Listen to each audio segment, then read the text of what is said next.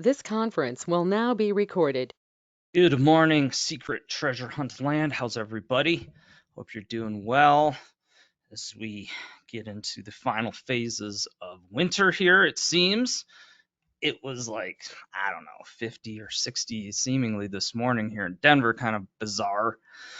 But I guess this big snowstorm is going to come through and dump like 5 feet somewhere in the mountains. So, anyway, so today, who is the Woolly Bully? I think you might agree with me that Woolly Bully relates to New York City, does it not? Right.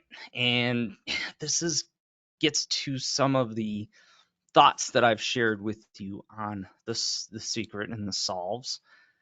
Use what's there. Use what's there first, right? It's like I see all these people putting together these crazy connections. Well, I take that back. Connections, okay? I want to be as objective as possible here, and they're not using what's here. This is part of the reason why people are going down all these rabbit holes. And look, folks, I've been there. And yeah, you have to marinate this stuff right in your brain, and then eventually you just kind of connect the dots. So part of what I'm trying to do here is help you to leapfrog and not take as much time as it's taken me to figure some of this stuff out. But it's like, yeah, sometimes in these solves, and I mentioned you guys, I've looked at 5. I'm probably going to go after the next 4 at some point this year. But it's like sometimes you don't have to use the fair people, like in St. Augustine or Charleston, as an example. In my California solve, the San Francisco one, I don't really use the fair people. In this one, in New York City, it is crucial to figure out where this thing's at, or at least what I think is a very high probability of where it's at. So, and Byron even said, look, it's library. And yeah, there's a ton of research that you have to do on this one. But folks, Spirit of 76, which I've talked about ad nauseum, and Woolly Bully they kind of solve it for you in a way. Okay, so if you think Woolly Bully relates to New York City, I don't know how you can't think it does, but maybe you don't. That's fine. I think there's an overwhelming amount of evidence that point to Woolly Bully relating to New York City. All right, so just bear with me for a moment. I think most of you agree on this. Dive into this thing, okay? It's got like massive tips about what it is you're looking for and who. So the Woolly Bully is a person, right? And you can read about the Woolly Bully. There's a few things I want to focus in on to help us here, okay? But this is a person, I think. It's a Woolly Bully. It says it right here. Okay, so let's dive in. Who is it? Okay, Woolly Bully is of Teutonic origin. This gets to the library aspect where you do have to research, okay? The painting itself is just too ambiguous in a way. However, yeah, it really matches the Verrazano Bridge, okay? In color and shape, all that. Even not without that, okay? Woolly Bully is of Teutonic origin. It says it right here. So the first thing you got to do, right, rather than all this math and the geometry and everything, is what is Teutonic origin? I didn't know what that was. I like history. It's one of my favorite subjects in college, but I didn't know this. So I went and looked it up. Teutonic origin, okay? So it says that he's descendant of were dwarves so dear to Wagner, okay? He talks about German, okay? So you're picking up German, agitator, pain in the neck, kind of like this, I don't know, a guy who, it's kind of eats away at you like a little gnat, okay? Just keep that in mind. But Teutonic origin, okay? This is Prussian, okay? Teutonic origin. It is like the forebears of the Prussian Empire, okay? And I'll walk through that a little bit more for you. So, okay. So we're looking for someone related to New York City who is of Teutonic origin, right? This is not a stretch. This is here in black and white. Byron's telling you this. Woolly Bully is of Teutonic origin. Okay. And then Wooly Bully clearly relates to Teddy, right? So as it emigrated from the old world, Eastern Europe. Okay, these are right here, Eastern Europe. So he quickly adopted the patriotic fervor of his new land. Okay, so this guy is he's Prussian, he's of the old world clearly, a German flavor, and he's a big patriot. Oh, and by the way, he served as a company mascot, and there were 3 of them. Okay, there was oh gosh, I just looked it up. What? Okay, it's right here. Hang on. Right, 3 mascots. Okay, so it's a mountain lion and a dog named Cuba, a mountain lion known as Josephine, and a golden eagle. Okay, an eagle, very representative of the United States as well, but German. It's the flag, or the eagle's been part of their flag for centuries. Okay, so put this all together, right? So he's mentioning Teddy right here. Clearly, we've got pictures of Teddy sitting here on the cannon, and then he's sitting on the seagull. So I give my buddy Vic props here, and if someone else saw this, I do apologize, but Victor was the one, at least, who published this. This statue of the eagle that's in the book is in Central Park. Okay, so Vic saw this, and great guy. If you need help, need a partner, call Vic. He's out there on the boards. So here's Teddy sitting on a statue in Central Park. So if you were doubting that this relates to New York City, this statue's in Central Park. Okay.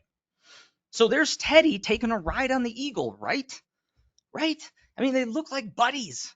And he's telling you right here, it doesn't say which mascot. However, in this picture in Wooly Bully, he's sitting on the eagle. Okay? So I'm connecting those 2. I don't think that's a stretch. So he's telling us here, he's buddies. He served as a mascot. All right. So that's the setup here. So let's look at the Prussian folks. And I think this is really important. Okay, so if you were Prussian, if you were born in the Prussian Empire, you basically are all these different nationalities, because from the Prussian Empire came Poland, Germany, Russia, okay? And then some of the other smaller countries there, like Latvia, I think, or Lithuania.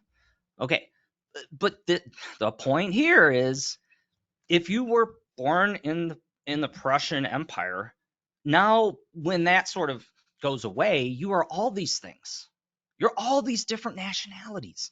So let's just say for a moment that you wanted to represent someone who was all of these. How would you do that? That's the real question.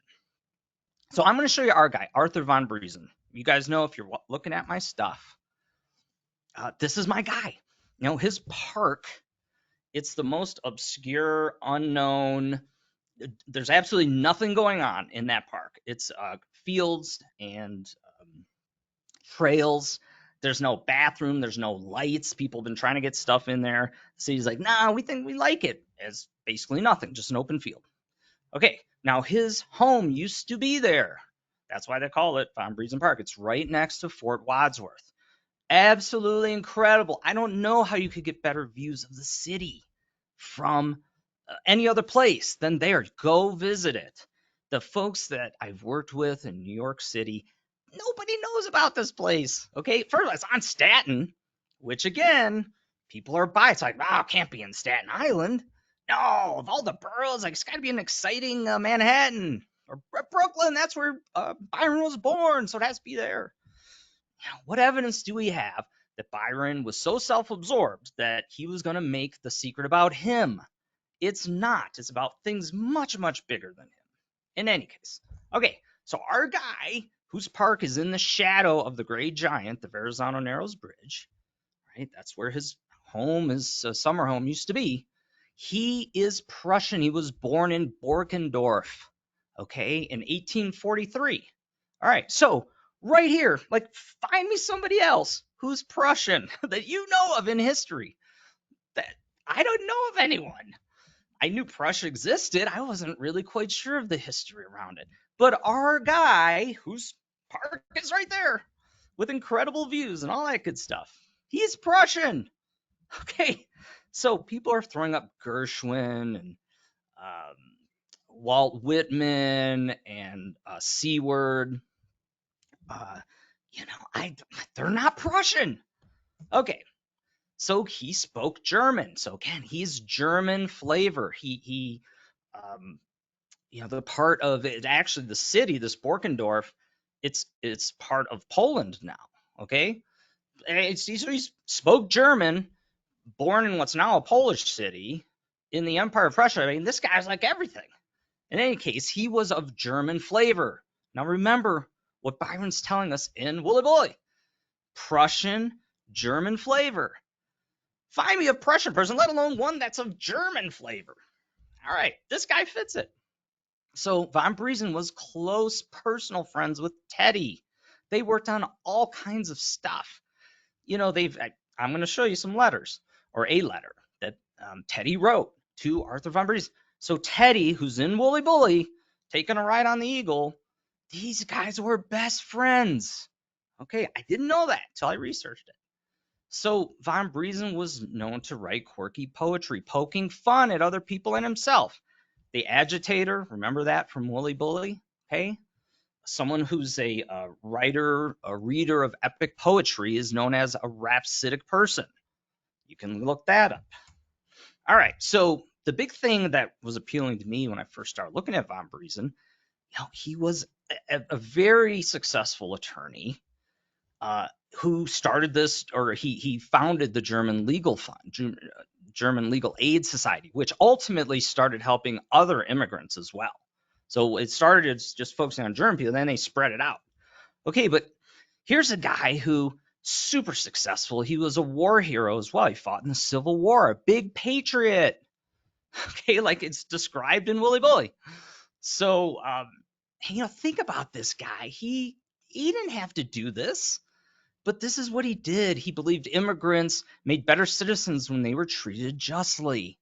Okay, so think about Byron and like what he's trying to communicate to us in The Secret about immigrants and all that. This guy's like a central player in New York City in terms of immigrants. Think about back then in the turn of the 19th century or the 20th century. What the rules, like there weren't rules and regulations to help people back then. They needed an advocate like this to fight for them. And this was the guy. So is this someone that Byron would feature? Ask yourself that. Like, I don't know. How could he not? How could he not like this guy? All right.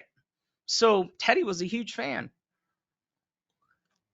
As I mentioned, it's a little hard to see this, but I'm going to post this out as well. This was a letter from Teddy to von Briesen. And he says, I have always held you two up. Jacob Riis, who I've researched this guy, he was a photographer who was a big advocate for immigrants as well. So look him up. To all our young men, whether they be Harvard graduates or workers in the machine shop, as types of what true Americans should be. Oh, man, I could imagine if Teddy Roosevelt was telling me that he thought I was an example of what an American should be. Holy cow. I mean, it'd be unbelievable, right? So what I'm showing you here is Teddy's regard for von Briesen. It couldn't be any more. And there were some questions back when you start researching this. I think what they were getting at is, von Briesen was not born in America. He became an American, but there's like they're questioning his Americanism, his patriotism, and Teddy's like, no, man, like you are it. This guy was a huge American and patriot, von Briesen, and so I was like Teddy saying, yeah, man, you are. I don't know, it's just incredible. All right, so winding this all together. So how do you represent someone that's Prussian? I think that's what JJP is trying to do. And so the top here, I think this is the park, ultimately, all this in here by the Eagle's Head. And I think the gem is up in this area here, and the clock hands pointed. I can't quite get a read on this, and it really bothers me in terms of triangulating it to the park. But I do think that these are the trees and stuff in Von Briesen Park. But here's the interesting thing. It occurred to me as I was been looking and contemplating this. is I think what you're seeing in these panels here is the representation of von Briesen and all these different nationalities that he is. So this one was a little hard, and maybe it's stretchy to you. It's a little stretchy to me, but nonetheless, I think this is the Polish flag upside down. And I think the problem, we know he inverts a lot of stuff and reverses and all that.